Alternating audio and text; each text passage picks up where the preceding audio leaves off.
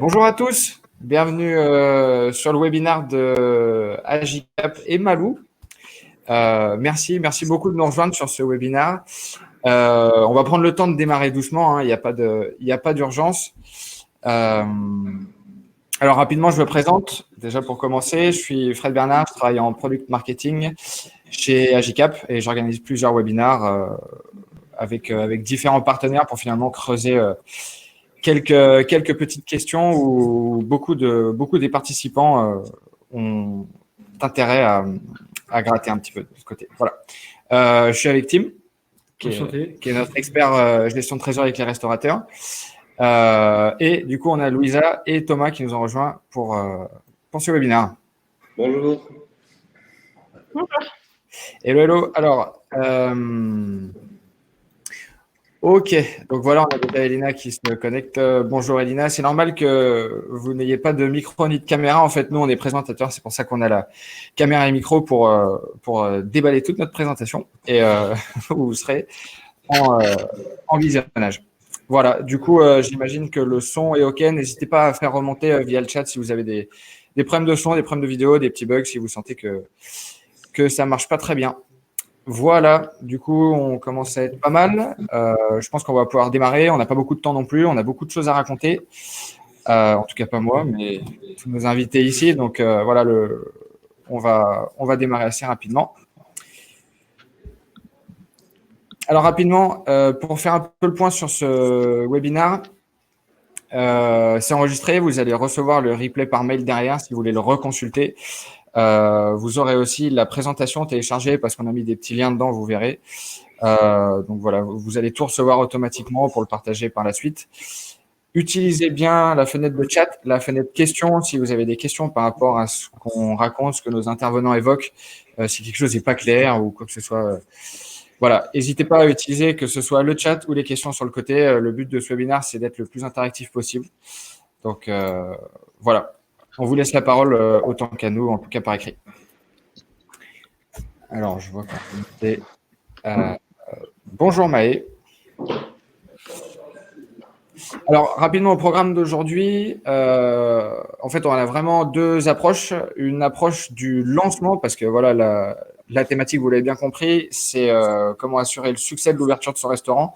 Je pense que vous êtes beaucoup à vous la poser, que ce soit votre premier restaurant ou que ce soit un autre établissement. Après, là, à ce moment-là, vous avez déjà un peu plus d'expérience, mais il y a quelques petites choses à ne pas oublier. Et en tout cas, si c'est pour la première, voilà, on va essayer de vous éclairer le plus possible sur le sujet. On est avec des professionnels du milieu, donc voilà, on a un maximum d'expérience regroupée dans ce webinaire. On espère que ça vous sera le plus utile possible. On va avoir une approche très trésor, pilotage cash, c'est hyper important. On va vous expliquer pourquoi. Et dans un second temps, évidemment, la communication, comment remplir votre restaurant au maximum. Voilà. Bonjour Camille. Rapidement, les speakers, on a Louisa qui est la fondatrice de Malou, donc experte en marketing digital spécialisée dans la restauration. De notre côté, ici, on a Timothée qui est lui expert en gestion de trésor et qui accompagne les restaurateurs chez Agicap. Et on a notre guest aujourd'hui, Thomas. Thomas qui est du coup gérant multi-établissement à la Piadina, donc qui a une quinzaine d'établissements au compteur. Donc sûrement beaucoup d'expérience et pas mal de tips à partager avec vous. Voilà, rapidement en introduction, avant de laisser la parole, ce que je vous disais, on va avoir une approche trésor. Pourquoi ? Parce que un pilotage de trésor, on sous-estime l'importance de cette partie-là. Il ne faut surtout pas se faire déborder par la croissance. Ça démarre avec des bonnes habitudes à mettre en place et un pilotage très très fin au début aussi pour mesurer la performance. On va entrer dans le détail. Et pareil pour la communication, accélérer son chiffre d'affaires, remplir le restaurant, c'est quelque chose de crucial et je pense que Louisa et Thomas ont pas mal de choses à nous apporter là-dessus. Voilà, du coup, on va rentrer dans le vif du sujet. Bien piloter sa trésorerie, je vais laisser Tim vous en parler. Alors, c'est vrai que pour l'ouverture ou le lancement d'un restaurant, bien piloter sa trésorerie, c'est quelque chose d'essentiel. Donc, 3 points du coup essentiels pour gérer sa trésorerie. Le premier, c'est de toujours contrôler ses contraintes. Je vous l'apprends pas, l'ouverture d'un restaurant, ça entraîne beaucoup d'investissements, beaucoup de dépenses. Donc, du coup, toujours chiffrer précisément ses décaissements. Le deuxième point, ça va être de se piloter avec des ratios spécifiques. Dans la restauration, la marge brute, c'est l'une de vos valeurs principales et l'un de vos indicateurs principaux, mais il y a aussi le ratio du personnel et les coûts de revient. Donc en fait, toutes ces charges-là, si on les additionne, il ne faudrait pas qu'elles dépassent entre 60 et 65% de votre chiffre d'affaires si vous voulez avoir une activité viable et pérenne. Et enfin, le troisième point, c'est qu'il y a des erreurs à éviter, notamment sous-estimer du coup ces fameuses marges, faire trop de réductions lors du lancement. C'est vrai on est tenté au début pour fidéliser vraiment sa clientèle de faire multiplier un maximum les opérations. Donc c'est bien parce que ça apporte du monde, mais il faut quand même dès l'ouverture faire attention justement à ne pas trop en faire. Et aussi faire attention il y a des personnes qui ne tracent pas en fait toutes leurs opérations financières, donc ils peuvent avoir des petites surprises en fin de mois et ne pas de faire de prévisionnel à horizon 1 mois, 3 mois, 6 mois. C'est aussi une erreur parce qu'il faut toujours anticiper sa trésorerie. Si vous voulez plus d'informations, on a fait un livre blanc avec Tiller qui du coup détaille un peu plus tous ces points-là. Donc il est disponible en téléchargement directement depuis le petit rectangle bleu en bas. Donc là, nous concrètement, on a échangé sur le sujet avec l'un de nos clients, donc c'est Père et Fiche, qui a aujourd'hui un restaurant et bientôt deux. Et on a du coup ensemble trouvé 5 points de vigilance. Donc le premier, c'est le suivi de votre cash en temps réel. Donc toujours savoir en fait combien vous avez de trésor pour votre établissement. Le deuxième point, c'est de suivre en fait vos encaissements et vos décaissements journaliers. Donc vraiment pouvoir les lister, tous vos encaissements et décaissements et ne jamais avoir de surprise. Le troisième point, ça va être de faire des reportings hebdomadaires. Donc, il est hyper important de faire un petit brief avec votre associé ou avec le responsable financier de votre restaurant pour du coup débriefer des chiffres de la semaine, pour du coup prendre les décisions en temps et en heure. Faire des scénarios d'ouverture. On sait que parfois l'ouverture d'un second établissement peut avoir un impact positif ou négatif sur le premier. Donc, toujours bien, encore une fois, anticiper ces mouvements-là et ensuite suivre les ratios de manière très précise parce que du coup, ça assurera la pérennité du restaurant. Et là, du coup, c'est des bonnes pratiques à prendre non seulement lors de l'ouverture, mais surtout, ce qui va apporter de la valeur, c'est que ces pratiques-là, il va falloir les continuer dans le temps. C'est pas parce que le restaurant il est ouvert, qu'il marche bien, qu'il faut abandonner le suivi de trésorerie. Surtout, vous voyez qu'avec les temps qui courent, il peut y avoir des petits moments de crise qui vont entraîner une tension sur la trésorerie. Donc, c'est toujours hyper important de pouvoir l'anticiper. Donc, une automatisation d'un suivi de trésorerie, ça entraîne du coup une fiabilité parce qu'il est beaucoup plus précis et du coup un gain de temps parce qu'on perd moins de temps à en fin de mois se dire bon, faut que je me remette dedans et que je refasse un bilan de tout ce qui s'est passé ce mois-ci. L'anticipation, ça entraîne du coup une meilleure projection et du coup un meilleur contrôle des flux. Et du coup, vous pouvez mieux anticiper ce qui peut se passer. Donc, que ce soit la concurrence, des grèves qui sont annoncées ou des imprévus. Sur cette partie-là, Thomas, je ne sais pas si tu souhaites rajouter quelque chose, toi qui as du coup pas mal d'expérience dans l'ouverture de restaurants. Ouais, je vais rebondir un petit peu et essayer de donner 2-3 petits tips. Le premier point dont tu as parlé, qui était les points de vigilance, on est sur la gestion du cash. Il faut bien différencier ce qui est de l'investissement qui rentre au bilan, qui sont ce dont tu parlais, l'achat du fonds de commerce, les travaux et ce genre de choses. Ça, on a une vision plutôt facile à avoir parce que c'est généralement des très gros montants. Fonds de commerce, c'est très gros. Les travaux, on a un devis d'un gros fournisseur qui va nous faire tout. C'est assez facile à avoir. Là, on a des surprises. C'est généralement tout ce qui va rentrer dans les charges. Je vous prends un exemple extrêmement con sur la gestion du cash. Le resto, on l'ouvre avec 3 semaines de retard. Je paye des salaires de tout le monde pendant 3 semaines. Est-ce que j'avais provisionné d'avoir 8 000, 10 000 euros de cash pour payer des salaires sans exploitation? C'est un gros problème et souvent ce qui se passe à l'ouverture d'un restaurant, c'est qu'on n'a pas bien identifié toutes ces petites choses qui pouvaient demain me coûter beaucoup de cash et faire qu'à l'ouverture, je suis dans le rouge. Quand à l'ouverture, je suis dans le rouge, je vais rogner sur mon budget com, je vais rogner sur mes offerts, sur plein de choses. Tu disais attention à ne pas faire trop d'offerts. Effectivement, attention à ne pas faire trop d'offerts, mais néanmoins, les offerts, on peut se dire, j'ai budgété 1 000, 2 000, 5 000 euros d'offerts. Je me suis dit que je balançais 1 000 plats sur un coup à 2 euros le plat, ça m'a coûté 2 000 balles. Si je l'ai budgété, en soi, ce n'est pas un problème. ça devient un problème à partir du moment où c'est pas dans le budget.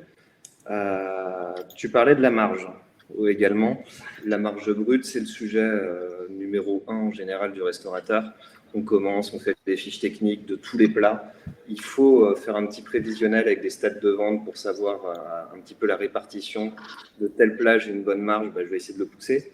Mais ça, c'est ce qu'on appelle une marge théorique. Dans la réalité, je peux avoir une super marge théorique, mais je fais mal ma mise en place. J'ai des pertes de fin de service, j'ai un non-respect des grammages. Ma marge brute qui était de 70%, je sais qu'elle peut passer à 60, voire 55 à l'ouverture.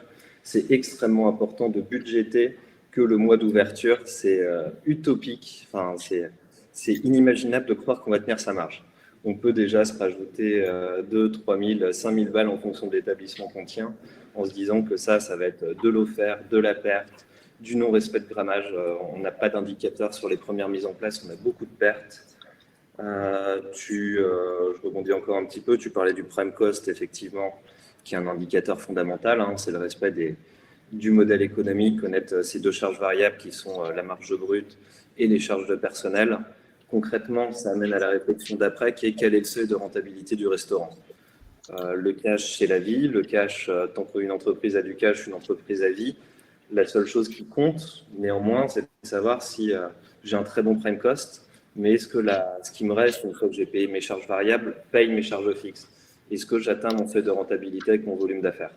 C'est vraiment les questions, pour moi, essentielles à se poser quand on part dans l'ouverture d'un restaurant et qu'on définit son modèle éco. Je ne sais pas si vous avez des questions, c'est vrai que j'ai un petit peu…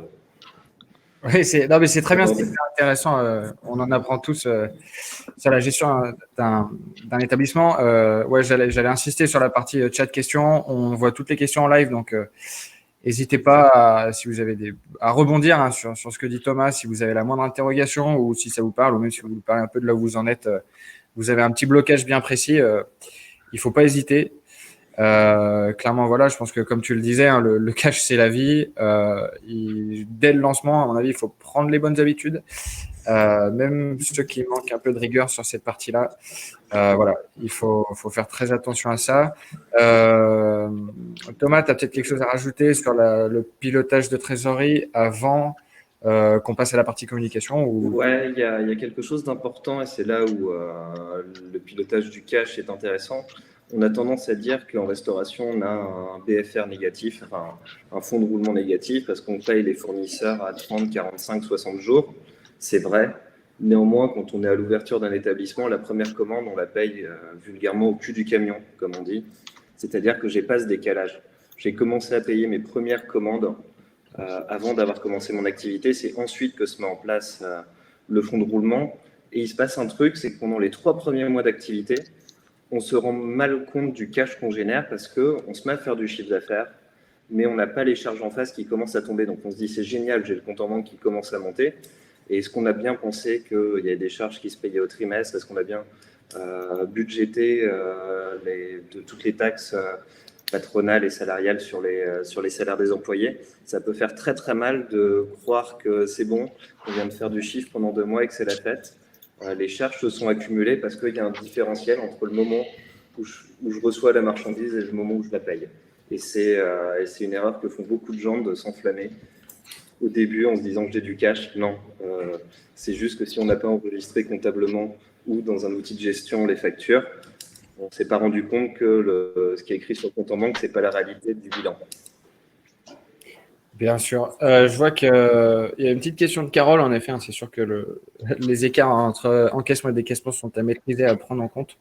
Alors, Carole, là, Thomas, je pense que tu vois aussi ce que Carole écrit. Comment faire quand les prévisionnels sont à plus de 300 jours en point mort, alors que le compte de résultat est bon, il ne reste plus de 15 000 € et que le resto que je compte reprendre compte depuis plus de 10 ans? Déjà, il y a une question que j'ai envie de poser à Carole, c'est combien de jours il est ouvert ton resto? Est-ce qu'il est ouvert tous les jours de l'année? Et dans ce cas-là, tu es ouvert 363 jours par an, en disant que tu es fermé le 1er mai et le 1er janvier? Ou est-ce que tu vas être ouvert de manière assez classique, en fermant les dimanches et les jours fériés, 310 jours?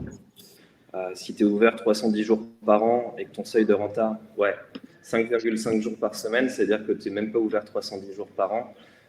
Si ton point mort il est à 300 jours, il y a un problème.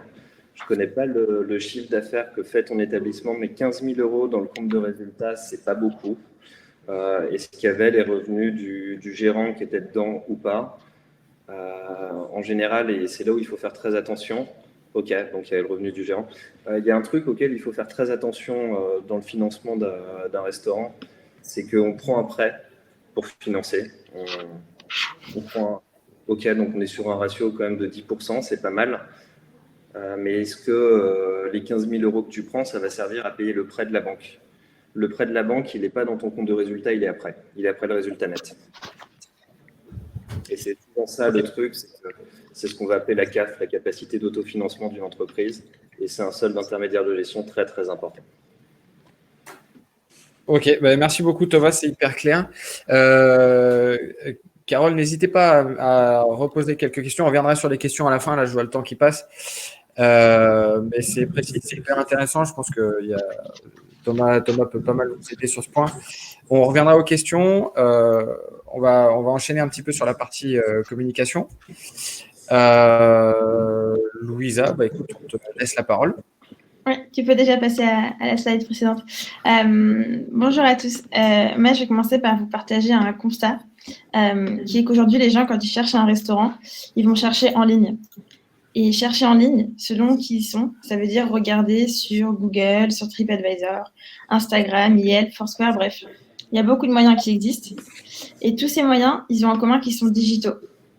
Donc ça va changer la donne pour vous, restaurateurs, parce que non seulement il faut être visible en ligne partout où les clients potentiels font leurs recherches, et en plus, il faut être attractif.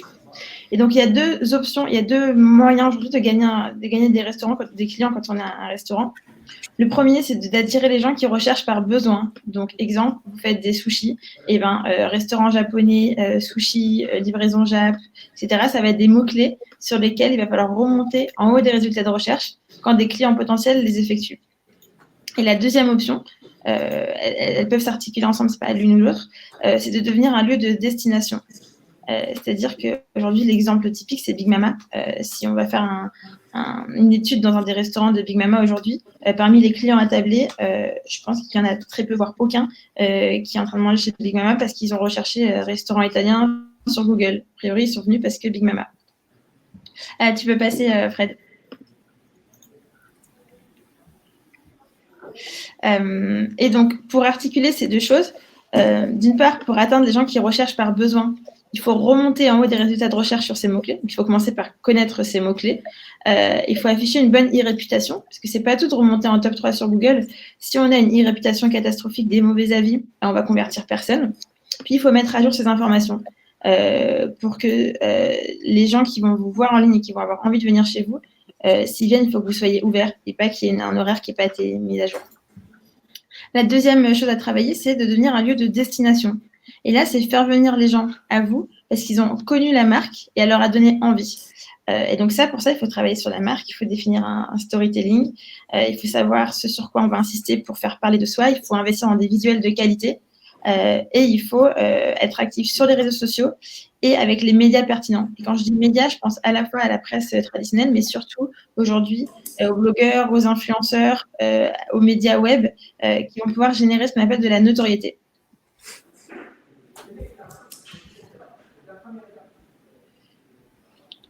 Donc, nous, on a défini ensemble, dans la méthodologie Malou, on a mis en place 6 étapes pour aider nos restaurateurs à maximiser leur visibilité. Donc, on a fait un livre blanc aussi, dans lequel on explique beaucoup plus en détail. Donc, si ça va trop vite sur le webinaire, je vous invite à le télécharger et puis à nous poser des questions si vous en avez par la suite. Donc, la première chose, c'est d'investir dans des visuels de qualité. Donc, de montrer la qualité de ce que vous faites, le personnel, si on peut le montrer, l'expérience client, le sourcing des produits, l'équipe, bref, tout ce qu'on peut mettre en valeur visuellement, il va falloir le montrer. La deuxième étape, c'est référencer. Référencer, qu'est-ce que ça veut dire? Ça veut dire vous donner une existence en ligne partout où ça peut vous générer des clients. Donc, c'est à la fois Google TripAdvisor, c'est aussi un deuxième type d'annuaire, donc des annuaires qui vont, les pages jaunes par exemple. Plus personne aujourd'hui va chercher un restaurant sur les pages jaunes. En revanche, c'est un site qui a un poids historique aux yeux de Google. Et donc, avoir une fiche détaillée sur les pages jaunes avec les bons mots-clés, les informations mises à jour, les photos, le menu, etc., ça va nourrir votre référencement Google, ça va envoyer du jus de référencement sur votre fiche Google pour, enfin, remonter en haut des résultats de recherche. Que c'est intéressant. Il faut aussi être référencé sur les plateformes utilisées par les touristes. Aujourd'hui, si on prend l'exemple des Brésiliens, par exemple, comment est-ce qu'ils font pour chercher un resto? Ou ils utilisent Kekanto, donc il faut être sur Kekanto, ou bien ils vont parler à leur iPhone. Et en fait, quand on parle à son iPhone, ça implique d'être bien référencé sur Apple Plan. Ça, il faut vraiment se donner. Y a-t-il une plateforme pour se référencer sur toutes les plateformes à la fois? C'est une très bonne question, Inès. On est en train de la développer, cette plateforme. Aujourd'hui, on le fait nous en interne, mais on travaille sur une plateforme qui est tout et qui sera disponible dès cet été, donc avec plaisir pour vous tenir au courant. La troisième étape, c'est raconter. Donc là, c'est vraiment ce qu'on appelle le storytelling. Donc, c'est définir l'histoire qu'on va raconter autour de votre établissement, de votre enseigne, si c'est une enseigne.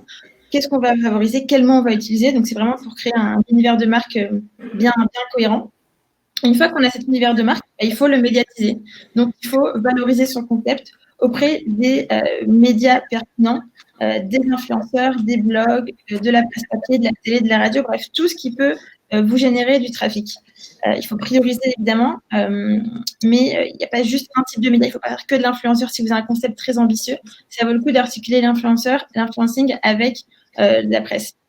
Puis il y a les réseaux sociaux. Une fois que vous avez de belles photos, que vous avez un référencement propre, que vous avez une histoire qui est solide, qui est bien mise en valeur, et ben il faut travailler sur les réseaux sociaux pour montrer tout ça, pour toucher les personnes qui vous intéressent, construire une audience et la faire grandir, pour surtout générer du repeat et faire revenir les clients qui vous connaissent chez vous.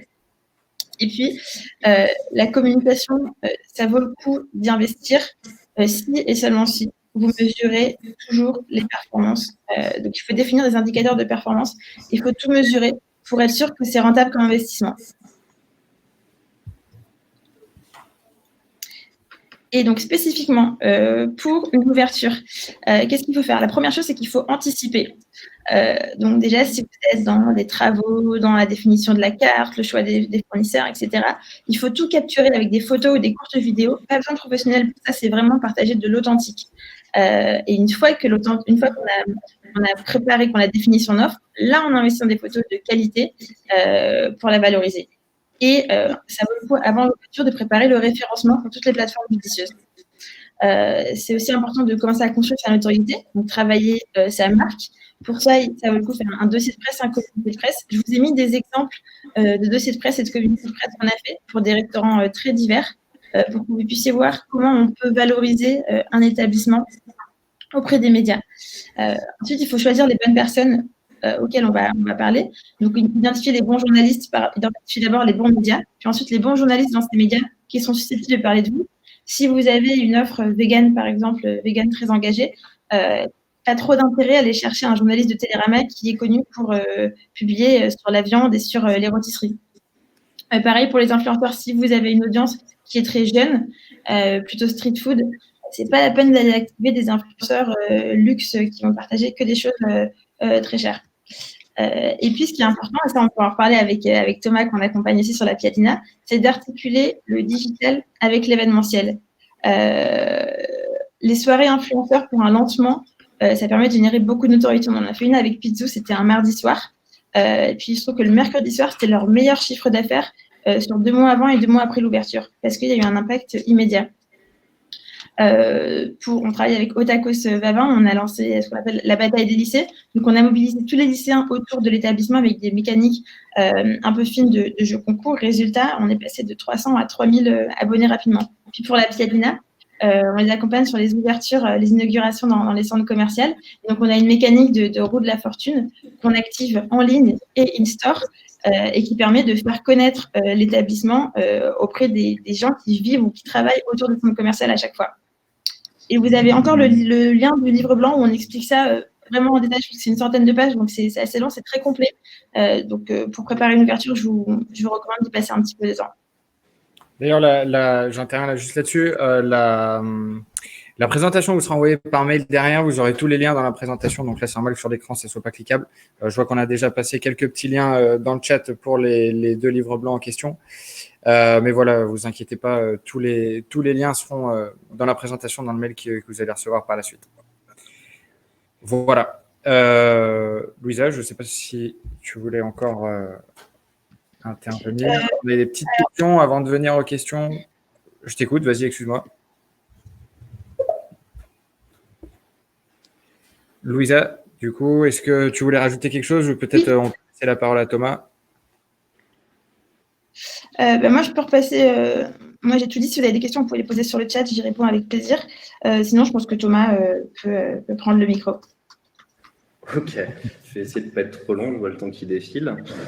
La communication, là, on parle de communication de lancement. C'est quelque chose. Faut définir ses objectifs. Je pense que les réseaux sociaux sont remplis d'ouverture avec la queue sur le trottoir. Est-ce que c'est un objectif? On l'a fait dans certains restos, on n'a pas voulu le faire dans d'autres. Il y a des zones de chalandise où on va se retrouver. C'était une des questions qui est juste après. Je ne sais pas si tu peux passer la slide. Oui, bien sûr. Je ne sais pas si tu voulais rebondir dessus, Louisa. En tout cas, je vais. Mais tu peux prendre la question sur. C'est de Asbinal. Quelle stratégie mettre en place pour s'assurer qu'il y ait du monde à l'ouverture et les avoir comme clients? Il y a deux questions dans la question. Qu'il y ait du monde à l'ouverture, c'est un objectif. Les avoir comme clients demain, c'en est un autre. Si on veut mettre du monde à l'ouverture, je dis à tout le monde que les 500 premiers clients ou les 200 premiers clients, je leur offre le repas. J'ai du monde. Est-ce que demain, c'est mes clients? Ça dépend comment j'ai diffusé. Est-ce que j'étais large? Est-ce que j'étais dans ma bonne zone de chalandise en plus quand j'ai diffusé sur les réseaux sociaux? C'est extrêmement important de ne pas se prendre non plus qu'au jeu du digital, de se rendre compte que derrière, il faut de l'activation in-store. Et plus que la communication, derrière, quand on active en communication, c'est des clients qui viennent dans le restaurant, c'est-à-dire que le staff doit être prêt. On a dû renforcer ses équipes, on a dû faire des plus grosses commandes parce qu'on s'apprête à faire plus de chiffre d'affaires. Faire de la communication parce que les likes, ça vous fait un quelconque effet, ça ne sert pas à grand-chose. Ce qui compte, c'est construire, comme disait Louisa, qui nous accompagne et en digital et en ouverture sur l'Insta. C'est une image de marque qui soit cohérente quand je viens dans le restaurant. Donc, quand on prend le feed Insta, je dois passer un message, on doit comprendre ce que je vends. Ça doit effectivement être food porn parce que ça doit donner envie. Et derrière, je dois avoir ce qu'on appelle des call to action qui font que mon digital, j'emmène les gens dans le restaurant par des jeux concours, par de la promo, par plein de choses. Il y avait une petite question de Inès. Difficile de mesurer le ROI sur la com. Avez-vous des petits tips? Oui. Alors, sur la communication, nous, on la distingue en 3 gros piliers. Le premier pilier, c'est le référencement. Le deuxième, ce sont les réseaux sociaux. Et le troisième, c'est ce qu'on appelle la partie presse et influence. Donc, sur le référencement, nous, ce qu'on va suivre, c'est l'évolution du nombre de vues du restaurant, nombre de clics sur itinéraire, nombre de clics sur appelé, nombre de clics sur site web, nombre de vues de photos, combien d'avions ont été laissés. Donc, il y a pas mal de données comme ça chiffrées qui permettent de suivre, de valider que c'est rentable comme opération. Quand on travaille le référencement, autre chose qu'il est important de regarder, c'est de voir la proportion des gens qui vous ont trouvé parce qu'ils ont tapé un mot-clé sur Google versus la proportion des gens qui vous ont trouvé parce qu'elle connaissait la marque et qu'elle est partie chercher cette marque-là. Et donc, quand on travaille un bon référencement, ce qu'on a tendance à voir, c'est que la partie recherche par découverte, par mot-clé, elle va gagner du terrain sur la partie recherche par gens qui ont juste tapé votre nom. Et ça, c'est super important et ça permet de valider que le référencement, c'était rentable et que ça a permis de toucher d'autres personnes. Sur la partie réseaux sociaux, on peut traquer pareil tous les clics sur les call to action. Donc, un call to action, c'est un bouton qui va inviter l'internaute à agir. Donc, ça peut être quand on fait de la livraison, donc ça peut être les clics sur les commandes. Quand on veut générer du trafic sur une offre spéciale, on peut mettre des codes promo avec des influenceurs ou des choses comme ça. Et sur la partie presse et influence, la mesure des KPI, elle se fait sur la valorisation des retombées presse qu'on a obtenues. Donc, si par exemple, on a eu ce mois-ci Télérama, Le Pudding et Figaro, par exemple, combien ça aurait coûté si on avait payé pour les avoir versus combien ça nous a coûté qu'on ait une équipe qui travaille pour nous valoriser. Donc, c'est pas, aujourd'hui, on n'a pas encore de modèle qui peut nous permettre de dire, voilà, on a généré tant de chiffres d'affaires.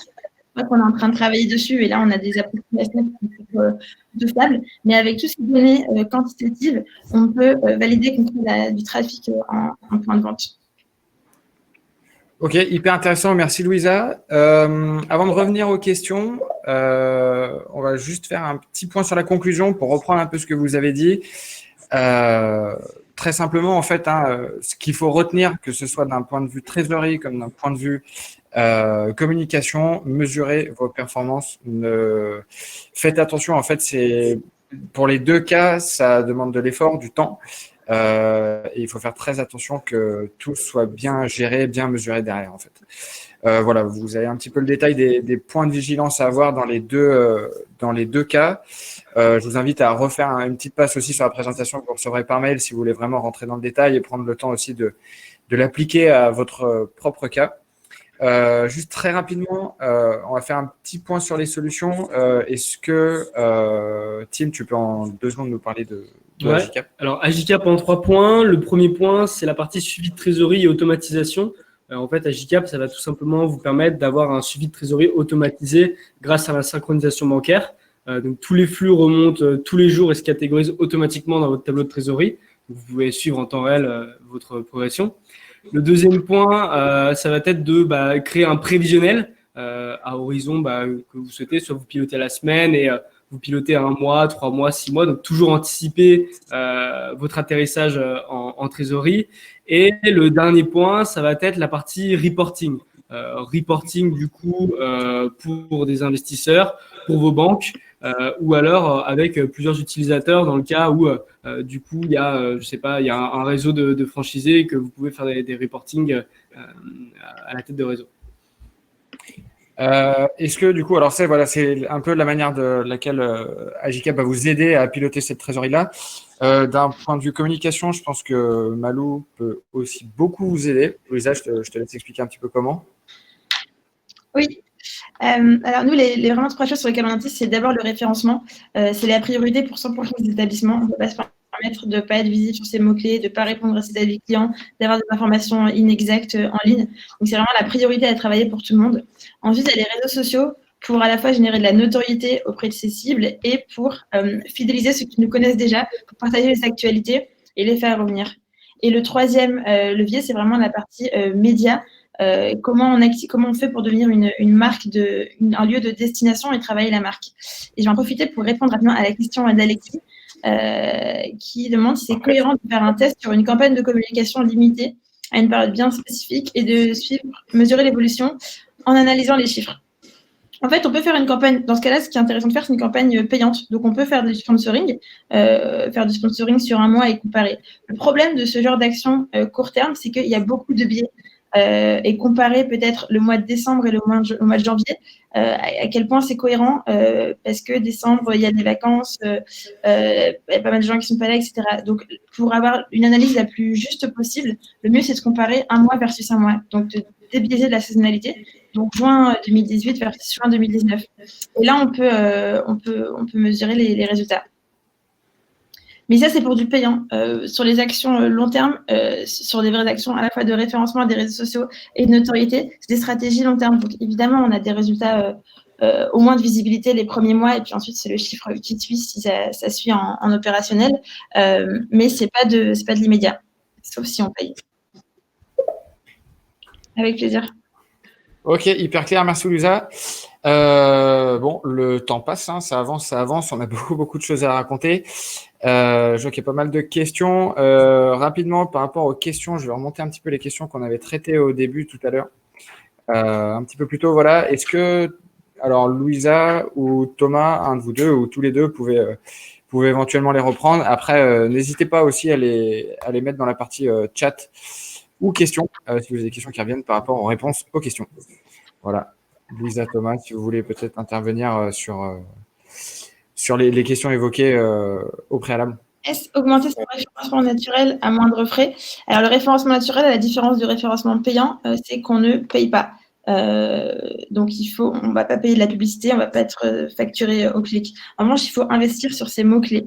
Et donc, ça, si vous voulez le faire dans votre coin, il faut, identifier ces mots-clés. ou en passant par Google Ads ou par Neil Patel. Et il faut regarder les positions sur ces mots-clés adaptés. Donc ça, je vous enverrai, il y a des logiciels qui permettent de savoir voilà, si on fait des tacos dans le 12e arrondissement, où est-ce qu'on est positionné sur le tacos Paris 12 et sur tacos Bastille et sur fast food Bastille, par exemple. C'est nos meilleurs mots-clés. Il faut suivre ces positions, donc il faut faire le ménage en ligne partout, vérifier que les horaires sont exacts partout, que les descriptions sont justes, que le numéro de téléphone est bon, que les photos sont actualisées. Ça vaut le coup de renommer les photos, par exemple, avec les bons mots-clés, de répondre aux avis clients à tous les clients qui vont aller partout et de se donner une existence en ligne partout. Donc, sur les annuaires incontournables, sur les annuaires touristiques et même sur les petits annuaires qui, en fait, vont pas vous permettre de gagner des clients directement parce qu'il ne faut pas utiliser Google, mais qui vont permettre de nourrir votre référencement sur Google. Voilà pour la première. Pour s'assurer qu'il y ait du monde à l'ouverture et les avoir comme clients. Alors déjà, avoir du monde à l'ouverture, c'est préparer le terrain en ligne et puis le coupler avec l'articuler avec un événement in-store, donc pour générer du buzz, pas hésiter à sponsoriser localement sur un périmètre de 2 km pour faire venir les gens. Et en fait, pour les avoir comme clients, il faut continuer à partager du contenu de qualité sur les réseaux parce qu'ils vont, s'il y a des bonnes articulations de jeux concours, les clients potentiels vont vous suivre avant de venir sur les réseaux sociaux. Donc, il faut continuer à maintenir le niveau de qualité délivré sur les réseaux sociaux. Il faut partager du contenu qualitatif. Il faut interagir avec les clients. Et il faut aussi opérationnellement que ça roule. Parce que la communication, moi, j'insiste vraiment, ça ne va jamais remplacer un bon rapport qualité-prix, une bonne cuisine, un service sympathique. Donc, c'est la sur le gâteau. Ouais. Louisa, je ne veux pas te couper. En effet, on est pas mal en retard. Je vois Thomas qui doit filer. Écoute, merci beaucoup, Thomas. De toute façon, nous, je pense qu'on va aussi clore le webinaire pour pas trop dépasser. On va terminer rapidement juste les questions qui sont là avec Louisa. Mais merci encore, Thomas. Merci pour ton intervention. Merci, c'est un plaisir. Et puis voilà, avec plaisir, si jamais on a d'autres questions qui arrivent, on te les fera remonter. Et puis voilà, vous connaissez la Piadina, vous savez où aller pour vous inspirer des bonnes pratiques. N'hésitez pas. À bientôt. À bientôt. Thomas, merci. Du coup, Louisa, on va faire assez vite, nous, de notre côté, parce que là, le temps passe. Je pense que les gens... Je vais laisser l'adresse mail en commentaire, comme ça, s'il y a des gens qui ont des questions qui demandent plus de réponses, vous pouvez me contacter et on pourra en parler au téléphone ou autour d'un café avec plaisir. Yes, et du coup, pour reprendre la question d'Inès rapidement, il me semble que c'est Neil Patel, l'outil dont tu parlais. Ouais, c'est Neil Patel et je vais vous envoyer, il y en a 2 qui permettent de suivre les positions. Je vais vous les mettre tout de suite en commentaire, comme ça pourra laisser une trace. Vous m'entendez? Ouais, parfait, c'est tout bon. Moi, je viens de remettre le... Voilà, il y avait Neil Patel et I Search For. Voilà. Super.